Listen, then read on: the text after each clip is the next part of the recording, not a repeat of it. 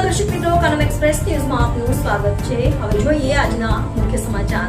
સુરતમાં 201 વર્ષ જૂની ભગવાન સ્વામિનારાયણ પાઘડીના દર્શન। પાઘડી સ્વામિનારાયણ ભગવાનને તે સમયે સુરતના કમિશનરને આપી હતી। તે સમયના અર્દેશર કોટવાલ સુરતના પોલીસ કમિશનર હતા, જેઓ પારસી સમાજના હતા। વર્ષમાં એક જ વખતે ભાઈબીજના દિવસે આ પાઘડીના દર્શન માટે બહાર કઢાય છે। આ પાઘડીના દર્શન માટે લોકો દૂર દૂરથી આવે છે। છેલ્લા 100 વર્ષથી ભાઈબીજના દિવસે જ આ પાઘડીના દર્શનની પરંપરા છે। પાઘડીના દર્શન કરી ભક્તોને ધન્યતા અનુભવે છે। જી, મારું નામ શહેજાદ વાડિયા છે અને હું આ પરિવારની 7મી પેઢીનો સદસ્ય છું। શું કહેશો, આ ઇતિહાસ કેટલો પૌરાણિક છે અને લોકો આજના દિવસે પાઘડીના દર્શન કરે છે?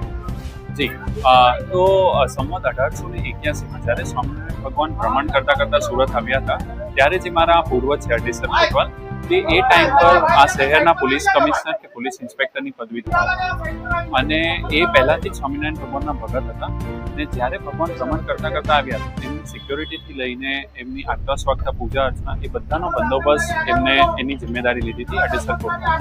અને જ્યારે ભગવાન વિદાયમાન લેવાના હતા શહેરથી, ત્યારે અર્દેશર કોટવાલના મનમાં એક ભાવ હતો કે ભગવાન ભેટ સ્વરૂપ એમને કંઈક આપી જાય, જેમની એ પૂજા અર્ચના કરી શકે, જેમની એ દેખભાલ કરી શકે અને જે હૃદયની કરીબ રાખી શકે।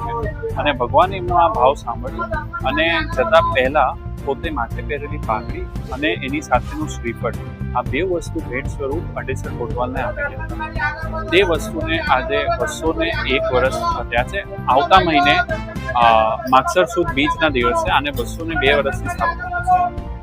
કેટલા લોકો આજના દિવસે દર્શન કરવા આવતા હોય છે? જી, સવારના 7 વાગ્યાથી આપણે દર્શન કરાવીએ છીએ અને સાંજના 7 વાગ્યા ચાલુ રહે છે અને આશરે 15 થી 20,000 લોકોની સંખ્યામાં હરિભક્તો ઉમટી આવે છે આજના દિવસે। મારું નામ જાસ્મિકાબેન ડાવરા। શું કહેશો, આજે ભાઈબીજના દિવસે પાઘના દર્શન માટે આવ્યા છો? આજે પાઘના દર્શન માટે આવ્યા। 200 વર્ષથી અર્દેશર પારસી એક બાવાજી હતા, એને 200 વર્ષથી પાઘ આપી ગયા છે સ્વામિનારાયણ ભગવાન। અમે દર વર્ષે અહીંયા દર્શન કરવા આવીએ છીએ અને આટલી જ ભીડ હોય છે, બહુ ભીડ હોય છે બહાર સુધીથી।